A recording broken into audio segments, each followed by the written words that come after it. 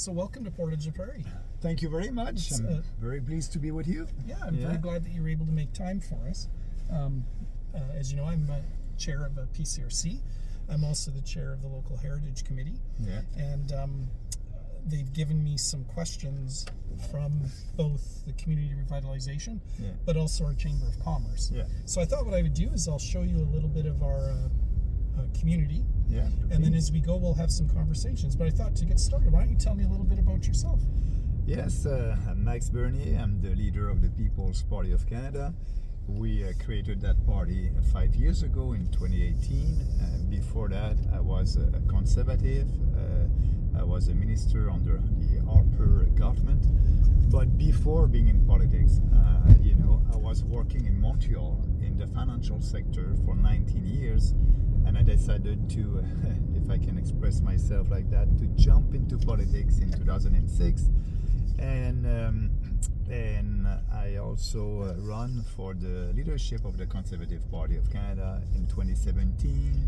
Which was very close. It was. You got, I think, over 49% of the vote, which is a squeaker. Yeah, 49%. And we had a very strong conservative platform at that time. And a couple of months later, 15 months later, after the leadership contest, the convention, I had a meeting with Andrew Scheer because we were at that time in 2018, before the election of 2019. And I wanted the Conservative Party of Canada to take some of my ideas because they were popular. And I had that meeting with Andrew Scheer.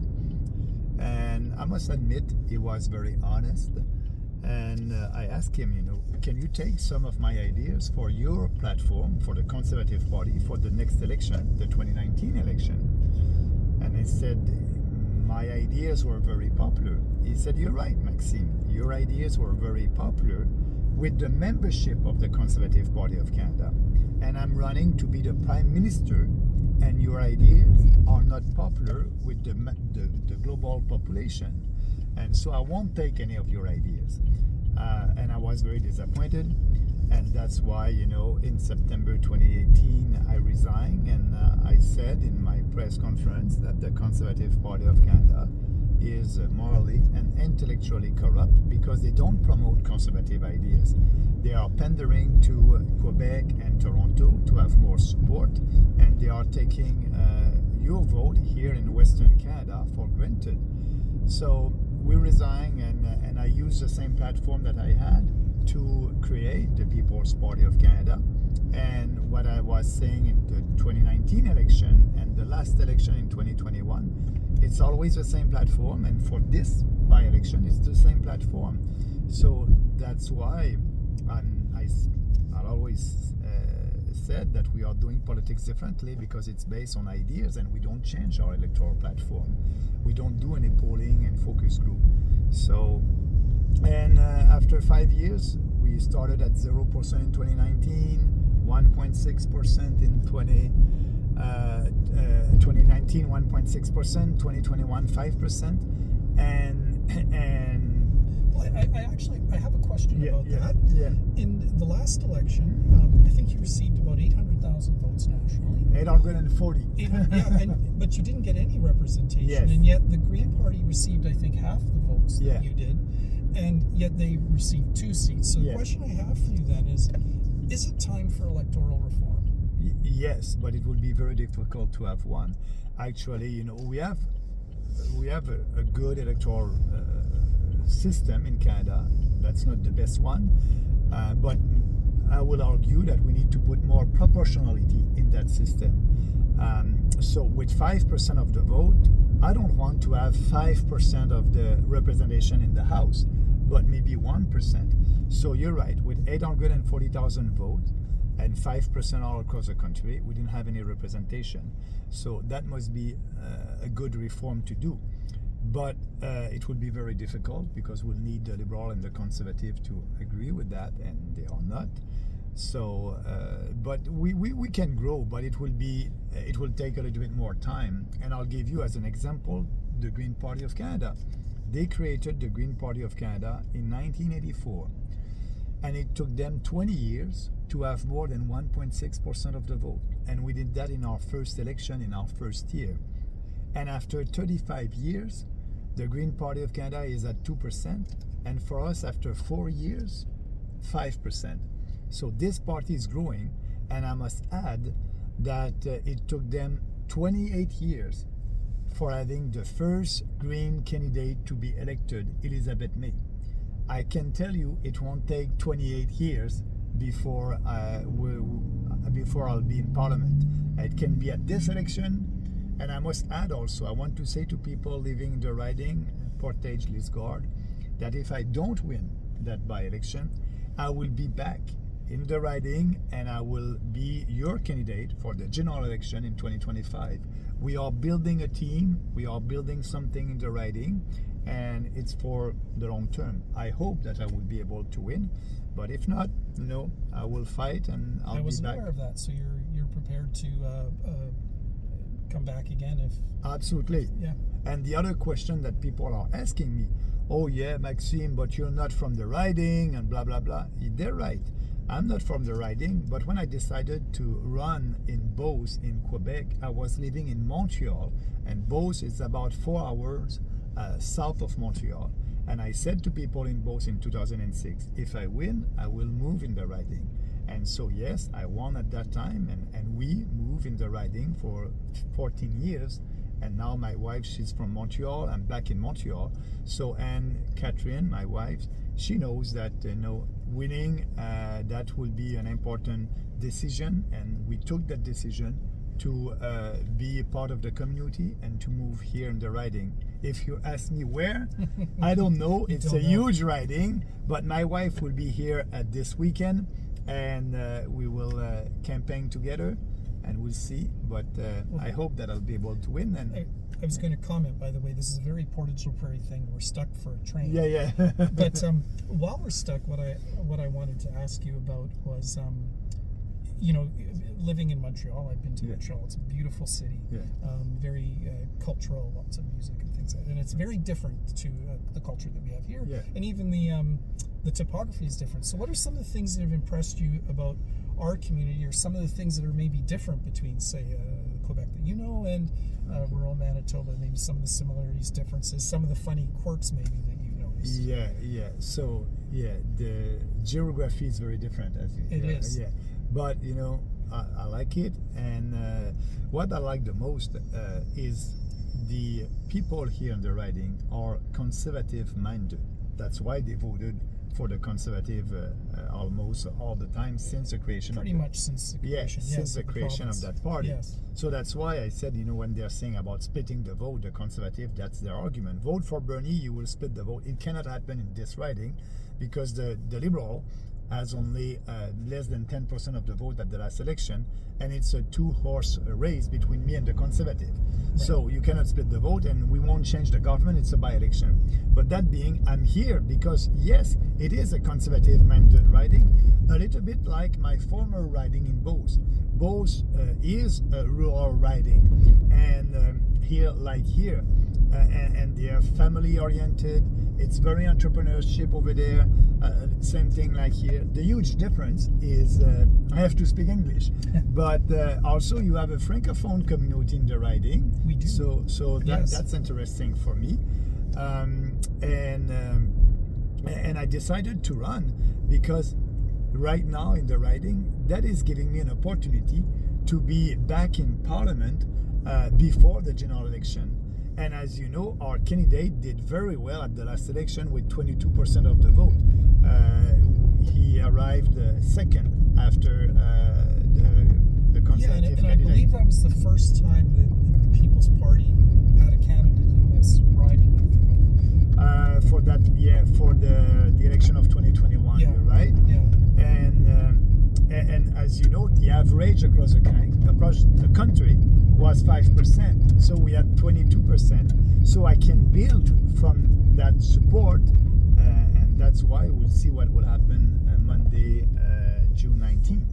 Well, I'm a local heritage person, so if I start boring you with Portage Prairie history, let me know. No, it's a nice privilege for me to have that discussion. Sure. Well, our first stop, sort of, this was the Campbell Soup Factory. 40 years ago, we were the soup production capital of Western Canada, but of course this closed. And the history of Portage Prairie has really been one of boom and bust. We often get, so for instance, we lost this, but then we gained McCain's. Yeah.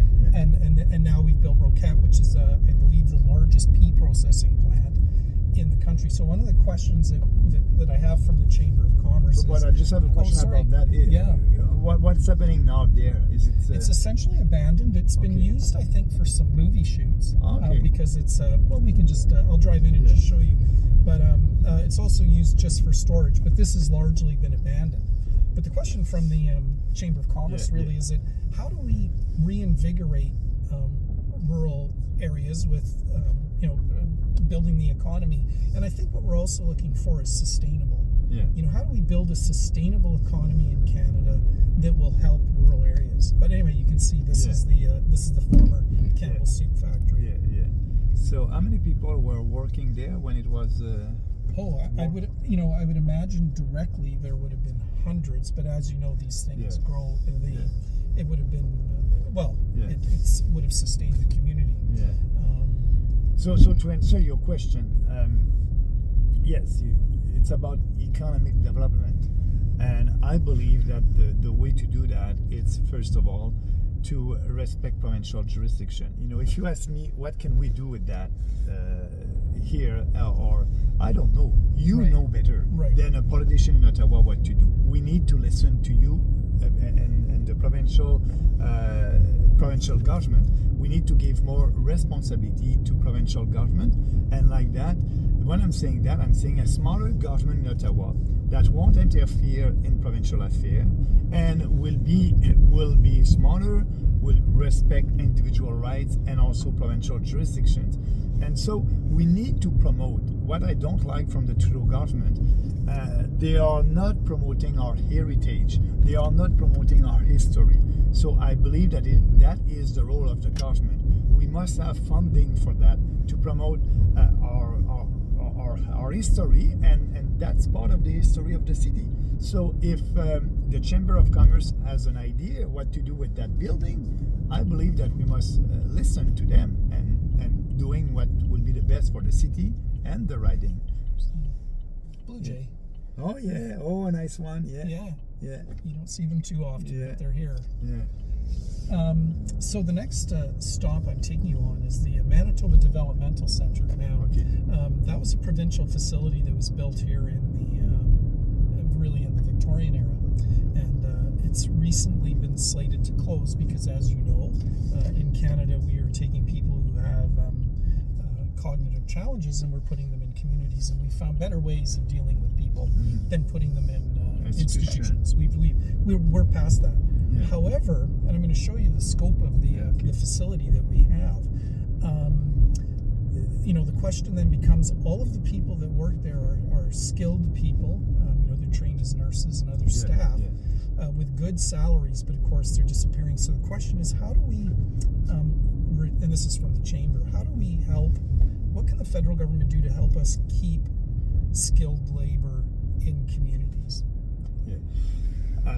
It's a huge question with a huge impact, because you're speaking about having the right people that will help. That's linked also with immigration policy. We need to bring the right people that will help us to build a country, and also it's a little bit more complicated because it's a provincial jurisdiction and a federal jurisdiction. So I'll tell you what that's happening in Quebec. In Quebec, the federal government, for the province of Quebec, decided to give to the Quebec government the responsibility of manpower. And so the Quebec government is 100% responsible of that, and that's only for Quebec. That must be the same for every province. And here in Manitoba, you must be able to have these that funding and giving that funding in line with your priorities. The priorities that you have here for workers is not the same than the one in Quebec, but the federal government is establishing one rule, and every other provinces except Quebec must follow that. So our position on that, it's a radical decentralization, and everything that Quebec has as power, you must be able to have that here. So like that, you will have the funding, and you will decide locally what to do with manpowers or the program, or if you want to give subsidies, and so you'll be in charge. Like, is that an essential problem then with our federal government, that in a sense they overstep? Yeah. And really for you, what you envision is a Canada that is more decentralized. Absolutely. And okay. Not it's my vision, but it was the vision of the father of our Constitution. The fathers of our Constitution wanted a decentralized country, because the culture of Quebec is very different than the culture in Manitoba or downtown Toronto. Right. If you want to keep that country together, you need to have a radical decentralization that is in line with our Constitution. And when you do that, you respect the Constitution, the provincial jurisdictions. So now we have, mostly in Alberta, a kind of a Western alienation, and because Ottawa is not looking at what Western provinces want, and so Ottawa is imposing their view on the environment, manpower, a lot of issues. So we need to have that radical decentralization, and for me, that would be the only way to keep this country together. So yeah, I was actually going to ask that then. So if I'm hearing you correctly, that for you, rather than creating a nation of individual places, it would bring us together, because it would empower regional. It would empower people living in regions to have more control over their day-to-day life. More control, and we'll have very strong different regions. And you must respect the culture and the different economy of the different provinces. So that's why. And when you have a federal government that is telling you what to do, we don't know. You know better. That's why I believe that the best government is always the government that is near the people. So that government must have more responsibilities, like the municipal government, and after that the provincial government. And our Constitution has been built on the subsidiary principle, that principle that the best government is the government that is near the people. So the government that is far, like Ottawa, must have only national, international, and national responsibility, like monetary policy, Canadian forces, free trade, and negotiating treaties and things like that, but not interfering in provincial jurisdiction. And we are doing that at the federal level, because we want to pander to you. When I'm saying we, Ottawa, usually Ottawa will try to pander to Quebec and Ontario and to please them, so they will create new programs that will interfere in provincial jurisdiction, and after that they will try to impose these programs all across the country. So that's why I have sensed a cynicism that has developed in our politics over the last 20 years. Is it fair to say that that's helping fuel that cynicism? Absolutely. That disconnect from feeling that Ottawa is disconnected from our day-to-day lives? It is, and they are in Ottawa. And I understand why, people out west are saying it's the Laurentian elite who's controlling the country. So people, Montreal, Toronto, and Montreal, Ottawa, and Toronto. And here out west, also another reason for that is the Conservative Party is winning out west in Alberta, Saskatchewan, Manitoba, and their candidates are winning with a huge majority. Like Candice here in the riding won with 53% of the vote at the last election. So what's happening when you are in government? You try to pander to the east because there's a lot of seats in Ontario. Actually, there's more seats in the big GTA around Toronto than in all Alberta. So if you want to be in government, you have to please Quebec and Ontario. And by doing that, you are creating policies that are in favor of these two provinces. And what happened? Conservative MPs from West, they are taken for granted by their party because the leader will say, oh, your candidate is winning by 70% of the vote, so next time he will win or she will win with 50% of the vote. So yes, some of your people at West won't be happy, but the Conservative will win, the candidate will win. So, and that will allow us to have more seats in Toronto, in Ontario. So that's why I'm saying the Conservative Party is taking the Western voters for granted. And that's why they won't speak about important issues like abortion. I think it's important. We don't have any legislation on abortion. Pierre Poilievre said that he won't reopen the debate. I believe that started under Harper as well. Yeah. That was a debate. They said that their candidates would not address that. I was a member of the Conservative caucus at that time, and we had a lot of Conservative MPs who were elected on a pro-life platform, but when they arrived in Ottawa, Harper said, no, we won't touch that. We won't do anything on abortion. So you can have a candidate that is pro-life, like the Conservative candidate in this riding, but he won't be able to speak about it in Ottawa. For me, I will, and I will force the debate, and I will force the Conservative to open that debate. So you personally would be in favor of opening that debate? Oh, absolutely. It's part of our proposal. You know, we are... Isn't it all problematic? Because I've heard this, that really, in the most part, it'll be men debating this issue. Does that matter? If it's a man who debating... Generally that they're making, like you'll see some of these panels and they're all males talking about an issue that's, women's bodily autonomy. Does that matter? Yes, I like your question, because when I said that at their first election for us in 2019, I did a radio interview with a journalist in Montreal, the biggest radio station over there, a man, and I'm a man. So there's only two sexes.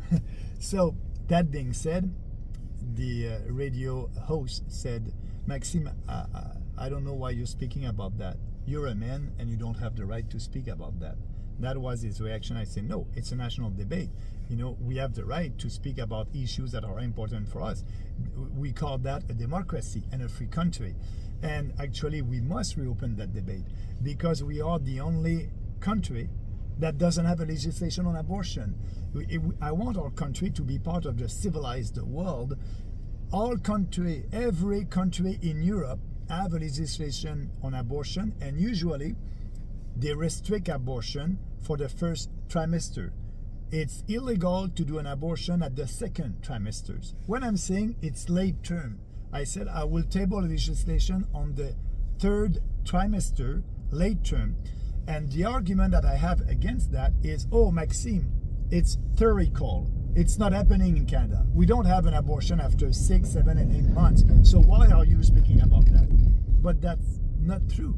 The reality is, in Canada, every year we have about 100 late-term abortion every year for the last 35 years. So I'm saying to pro-life people, let's stop that. Let's have a legislation.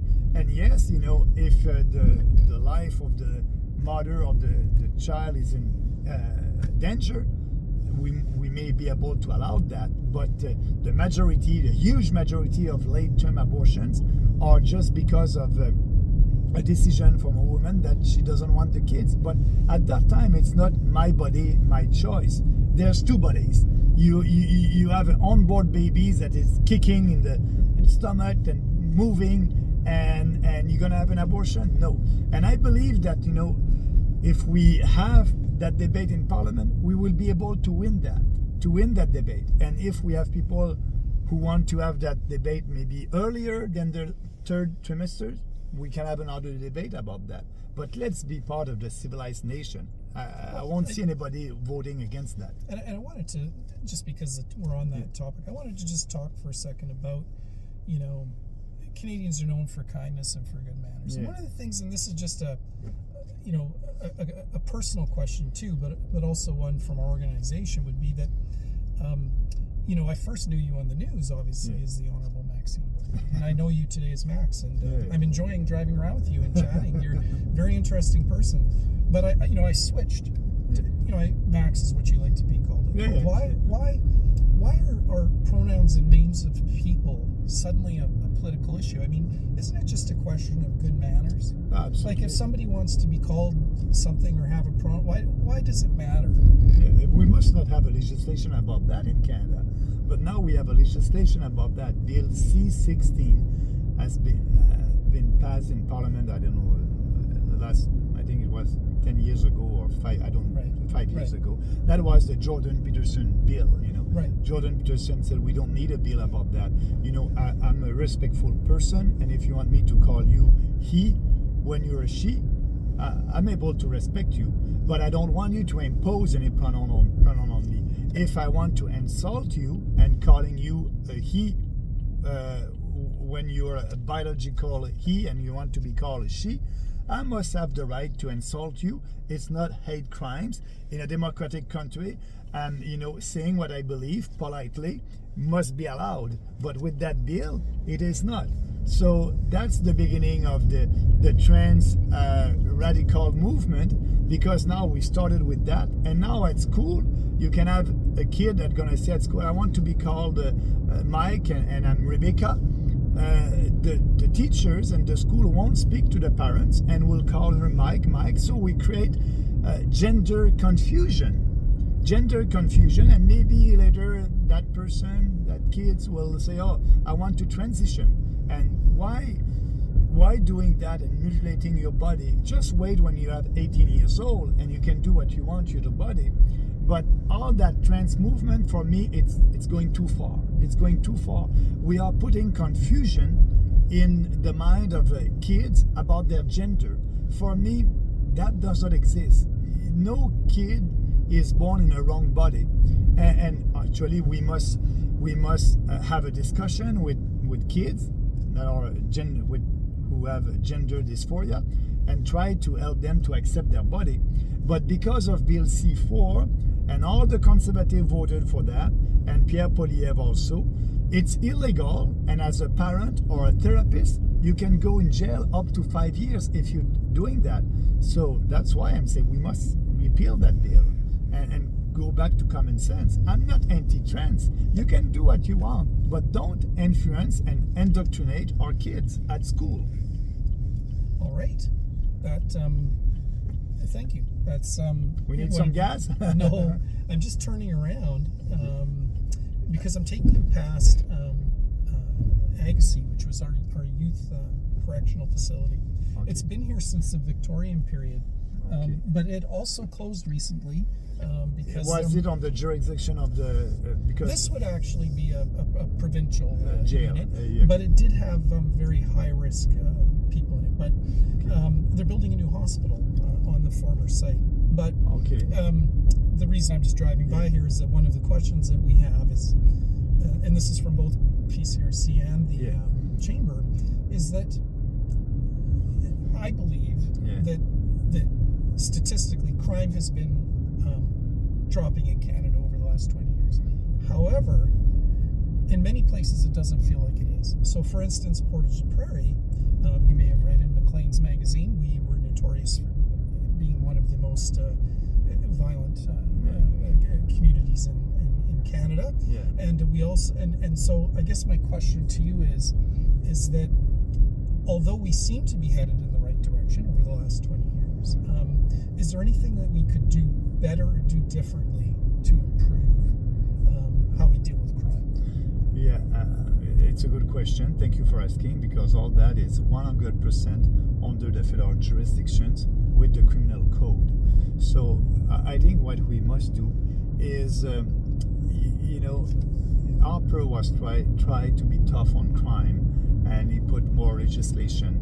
But Trudeau undid everything in his first year in government. So there's no legacy from the Harper government on that. And I believe that what we must do, for example, if you want to protect yourself and somebody is coming to your house, you have a risk of being persecuted by the police if you use a force that is not adequate and first that it's too much, you risk that you have to wait and call the police and do nothing. And I believe that we must change the criminal code to be sure that a person will be able to defend himself or herself in him or her house, without having the risk to be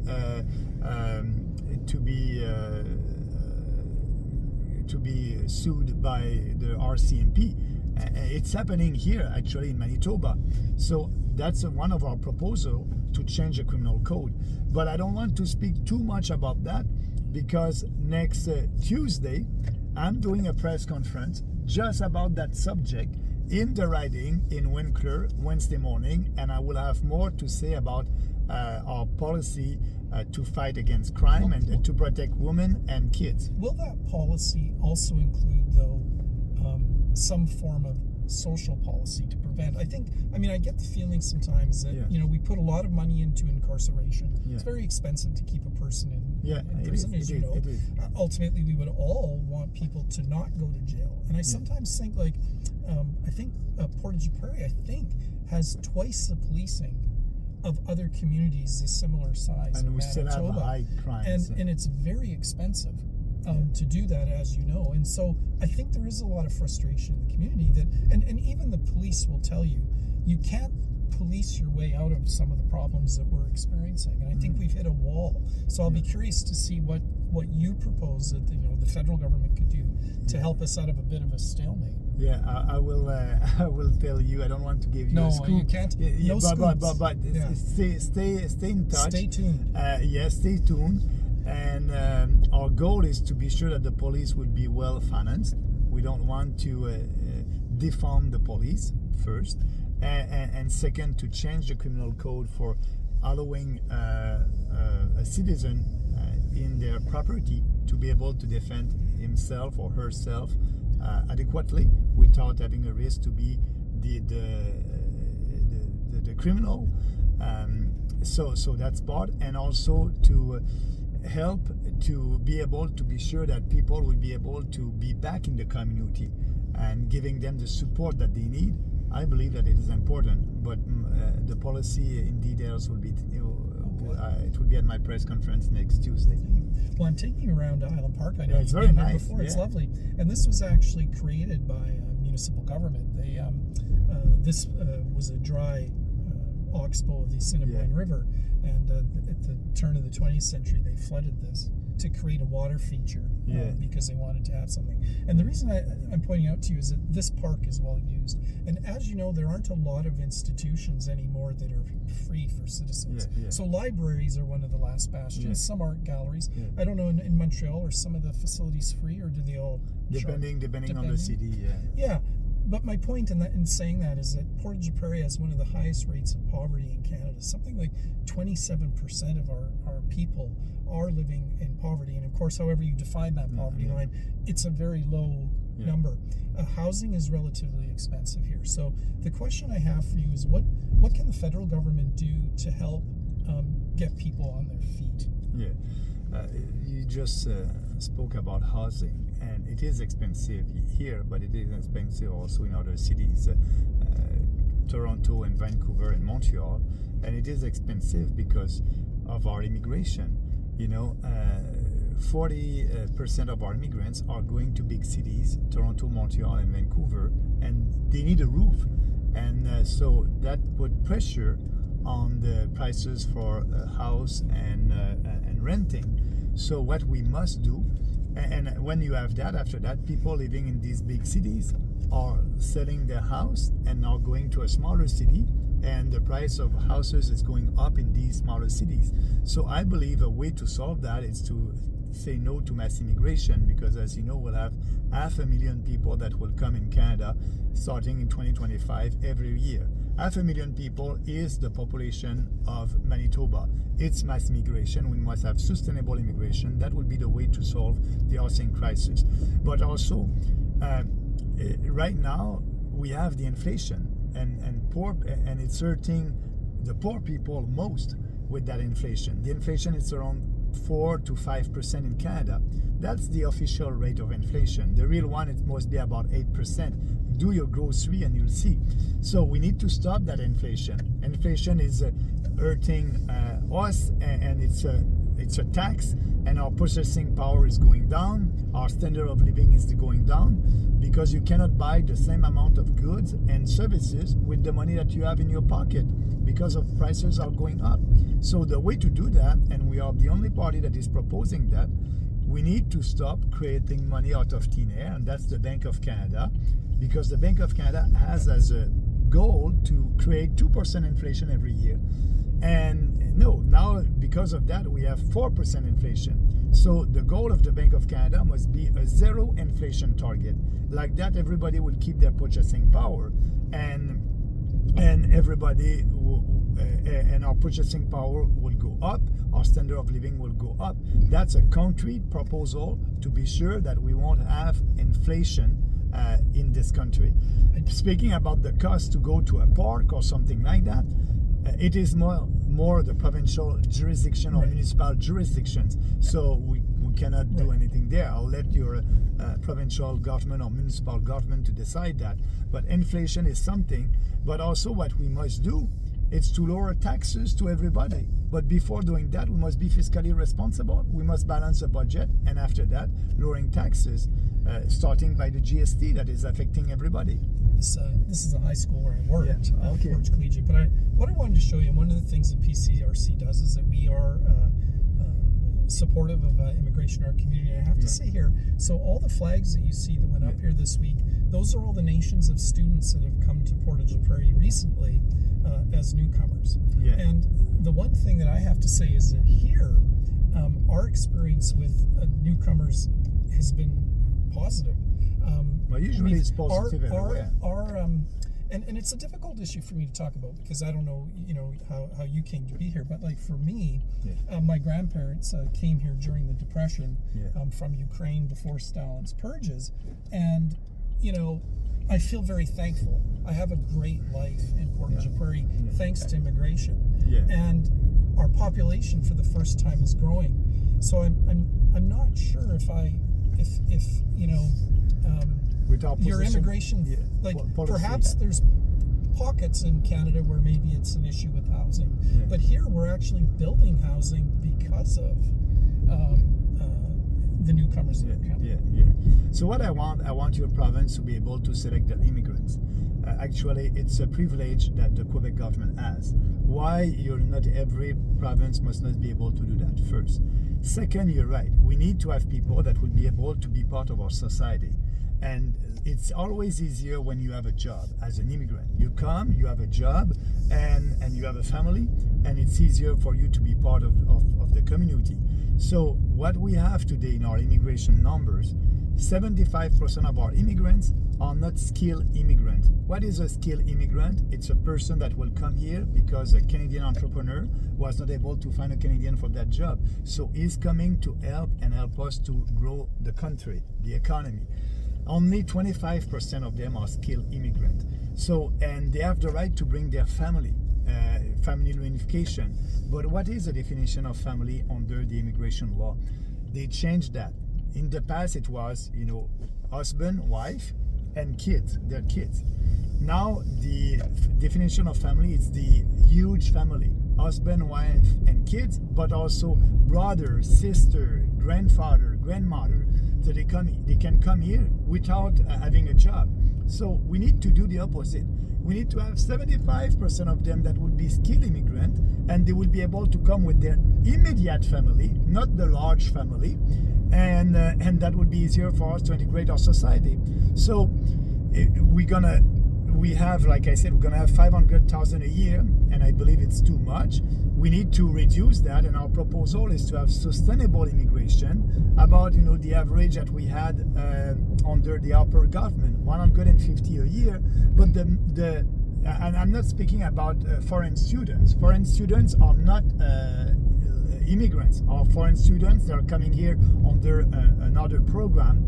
But 150 a year, 75% of them are skilled immigrant, and every province must be able to have a say in the selection of their immigrant, like Quebec. Maybe here you need more high-tech immigrants. Maybe in Vancouver they need more, I don't know, another doctors, or I don't know. So you know better, and you must be able to choose that. So I'm not anti-immigrant. I want our country to be like that in 10 years. And when you have mass immigration, you create ghettos, and you have people that won't integrate that. And that's part of the problem in France, in Germany. So let's build and let's be open to immigrants. But it's a privilege, like you just said. It's a privilege for you to be Canadians, and you think, but it must be a privilege. And right now, with the UN, they have a migration compact, and for the UN and for the Trudeau government and the conservative opposition, they're saying migration must be normal. Everybody must be able to go everywhere. A citizen of South Africa can be a citizen of Canada. The answer is no. We have borders, and we can select like we did our immigrants, and like we did in the past. We had an interview with each one of them. We need to go back and do that, and asking them the right questions. Do you believe in our Canadian values, in Western civilization values? That gets me to a question, because Yeah. the biggest change the federal government ever did to me is when I was a young man in school. Yeah. And Pierre Trudeau brought in metrification. And I remember studying so hard to learn the metric system. Yeah. And that was a big change, and that was brought in by Ottawa. Yeah. And bilingualism. We suddenly had French language opportunity to learn the French language. And of course, multiculturalism. Yeah. And of course, for me, having grown up with that, I just accept that as being Canadian. Yeah. Is there anything about multiculturalism that you feel is failing? Yeah. You know, the federal government wants to promote multiculturalism, and I don't want. I want to abolish that legislation. Why? Because when you're coming from another country, you're coming here to share our values, to be part of the society. So what the federal government is doing is giving money and subsidies to, for example, the Chinese New Year. You want to celebrate that? Apply at the federal government, you'll have funding, and you'll be able to celebrate that. No, we must use the money, our money, the budget, to promote our culture and our heritage. But isn't that our culture, though, when people come? When, Like, don't they create something better? Absolutely. Let me finish that. Yeah. So if you're a Chinese Canadian and you want to celebrate the Chinese New Year, you must be able to do that without your own funding. That's not the role of the state to finance that. Yes, immigrants, when they are coming here, they are bringing something special. But at the same time, they are saying goodbye to their country, and I want them to be part of that. So that's why I won't say, and I was in Vancouver a couple of months ago, and I had a discussion with a Canadian for me, but that person was a Canadian from Chinese origin, and she said, I'm a Chinese Canadian, and we had a discussion. I said, no, for me, you are a Canadian.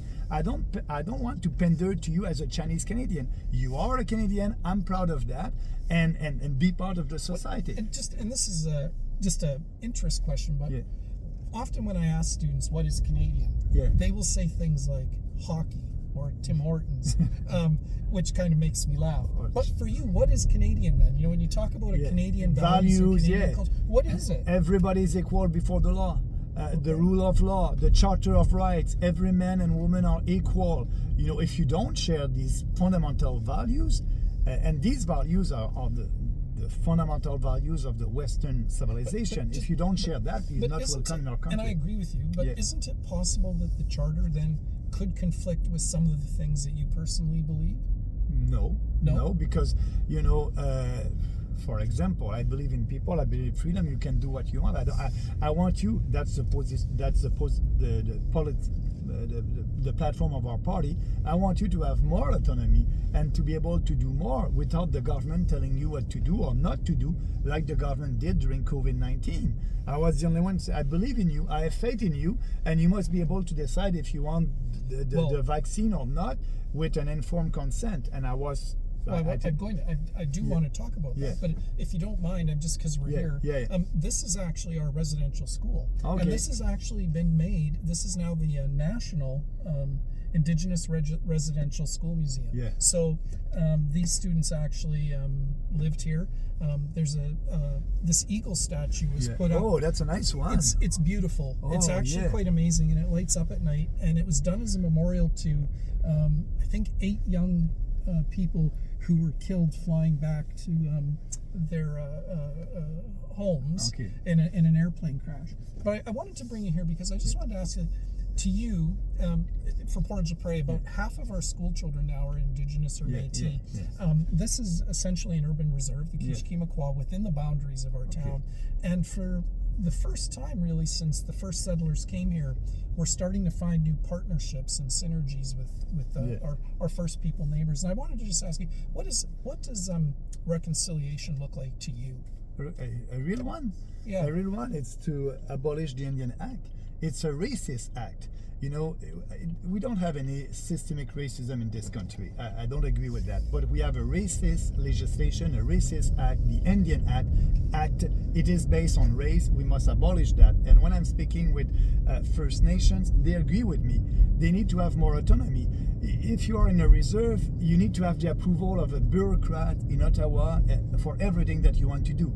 So what we want to do, we want to build a new relationship with the First Nation based on abolishing the Indian Act, but also on property rights on reserve. You know, they need to be able to have a kind of a property right on reserve, more economic development, more decentralization from Ottawa, more autonomy from them.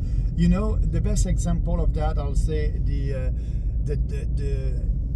agreement and the treaty that the Quebec government signed in 1980 with the first Inuit nation in Quebec, and they were able to develop their economy, entrepreneurship, and all that. That's a big success, and every First Nation must be able to do that.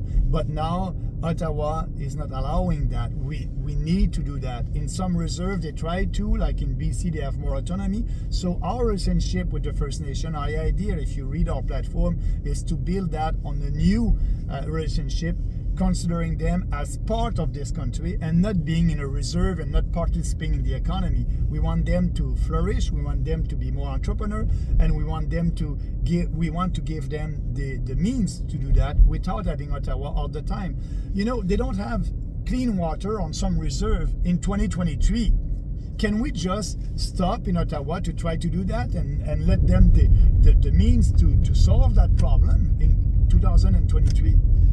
Yeah, it does seem odd that, you know, all the things. So more autonomy for them. And when at the last general election, I did campaigning all across the country, and I've met a lot of chiefs, and they said, Maxime, we agree, but we want to have more details. We want to have more details on your policy. I said, yes, but I will need to have a discussion with you. That's the principles and the basis of our policy. So let's work together to improve that and transforming that in a legislation. Well, thank you for that. I brought you here because you did raise the question about COVID. Yeah. And I wanted to bring you because, as I mentioned, I'm the Heritage. I'm on the Heritage Committee. This is a mausoleum over here. Yeah, okay. And it was built in 1919. It was falling apart, and we've reinforced it and we've redesigned it. And there's a plaque to it. But this was really the first victims of the Spanish flu. Okay. It was a young mother and baby, and they both died in the first wave of the flu. Yeah. And in Portage Prairie, we shut the schools. There were soldiers coming back from the war. They closed all public gatherings. People had to wear masks in public. That was mandated. And, I feel that mandates, I think, saved lives. So the question I have for you is that why are we debating mandates? Because I believe that the experiment that we did in Canada and all across the world to fight COVID-19 was not the best one, because we had another way to do that by protecting the most vulnerable and telling them to stay at home and opening the economy.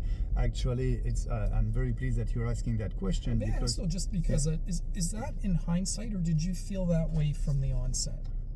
But yes, I said that in March 2020. I was the only one, and you can find speeches from me on that. Sure. And what I want, COVID-19 was a deadly virus for older people with comorbidities, and so I believe in people, and you must be responsible of your own actions. So why the state or when you said, for a small business, you don't have the right to be open, but everybody can be in Walmart, and you cannot be in that. That was not based on science, and now we know that it was not efficient, and the vaccine was not safe and effective. They were lying to us in the beginning, saying, take the vaccine, you won't have COVID. The Prime Minister said that. A lot of elites in Canada said that, and we know with the fact, and that was not everybody was able to catch the virus. Actually, Prime Minister had 3 times COVID-19, and he had 2 shots. He was double vax. So the vaccine was not protecting against catching the virus and spreading the virus. So we had discrimination and segregation.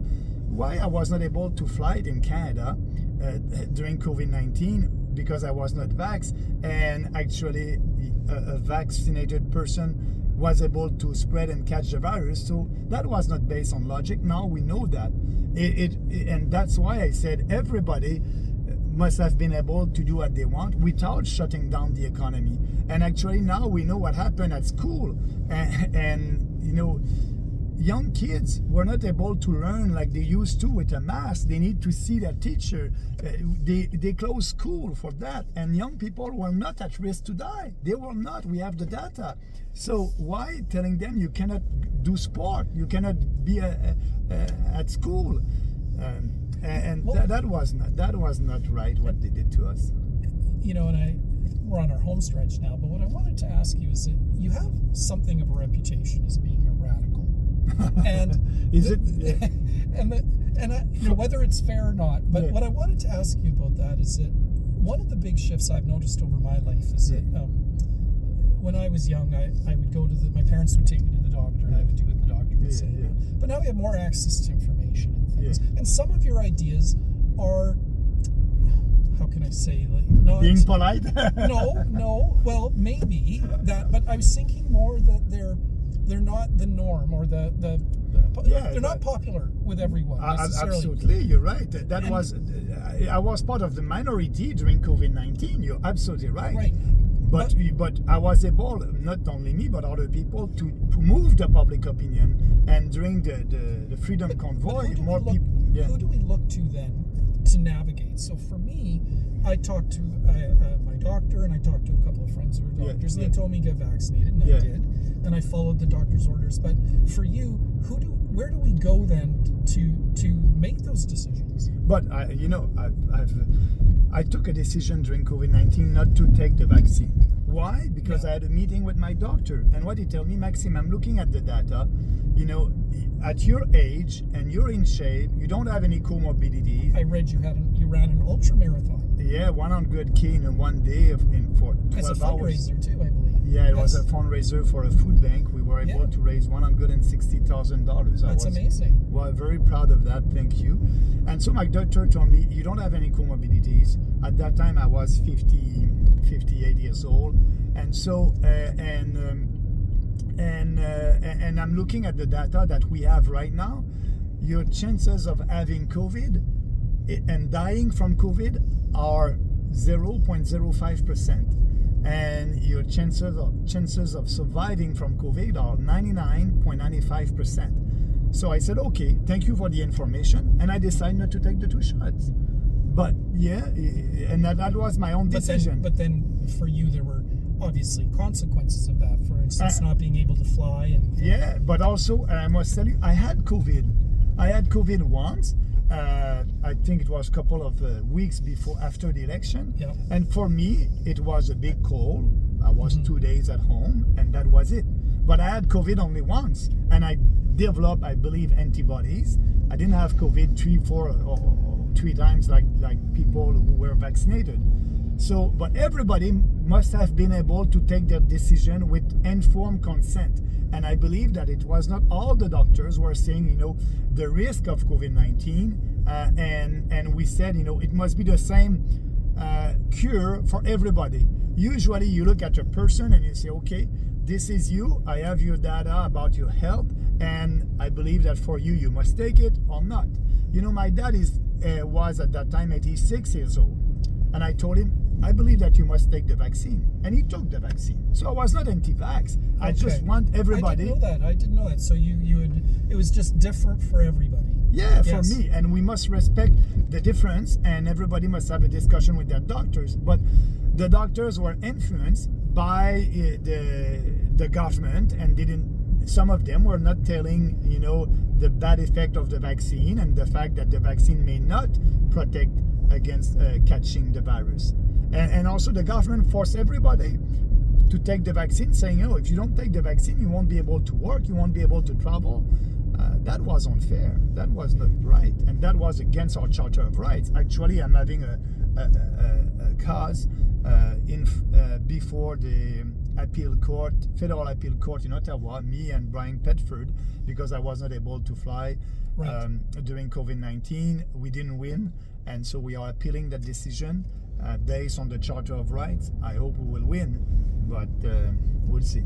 Well, we're on the home stretch now, and I'm going to give you a moment to close. But before we do, I wanted, you've traveled a lot. You've held a high portfolio in the federal government. Yeah. What's the best thing about being Canadian? The best thing is being Canadian for me. I like that you asked that question, because I spoke with somebody in the riding yesterday actually, and he said, I'm coming from Russia, and my granddad come from Russia, and we came here for the freedom. And with everything that happened the last 2 years, I didn't recognize our country. Same thing for me. Being Canadian is being in a free country that will respect everybody, that won't impose any draconian measures to people. And for me, being a Canadian, it's a government that will say, I have faith in you as a Canadian. You can do what you want. We won't interfere. We have basic legislation, Charter of Rights. You must respect everybody. And this country, we build this country with Canadians and immigrants, and we must be proud of that. But the reputation of our country right now with the Trudeau government is not the same. It's not the same. The federal government decided to freeze bank accounts during the Freedom Convoy. Ordinary Canadian that decided to donate to a legal cause, the Freedom Convoy, and they did that. So usually you do that in a authoritarian country. So what I'm doing, I like this country, and I want this country to be like that in 10 years, and I want also to regain the freedom that we had. That's why a smaller government that will respect people, respect provincial government, and that's why I'm doing that fight, because I have faith in our country, and I believe that all together we will be able to regain more freedom and more autonomy. And I'm not leaving the country like some people that I know decided, Maxime, I don't do the fight. We need to do the fight. It would be important for our children, for us, and I believe that it's a fight that we can win, having a government that will respect Canadians and the Constitution. Well, thank you very much. Is there anything you would like to say before we end our ride today? I want to thank you very much. I really appreciate that. And thank you. Yeah, thank you. It was lovely to meet you. Thank you. And if you want to know more about my campaign here in Portage Lisgard, you can go on the website votemaxbernier.ca and read our platform. And my goal is I want the participation rate to be high. I want people to go and to vote, because in a by-election, usually the participation rate is very low. Please be informed about every candidate. Read and take your decision. I want you to go out and to vote. I prefer that you vote for me, but if you don't like what I'm saying, it's okay. Vote for your candidate, but actually go and vote. Thank you. That's a great way to end. Thank you. Yeah. Have a good day. Yeah. You too. Take care. Thanks.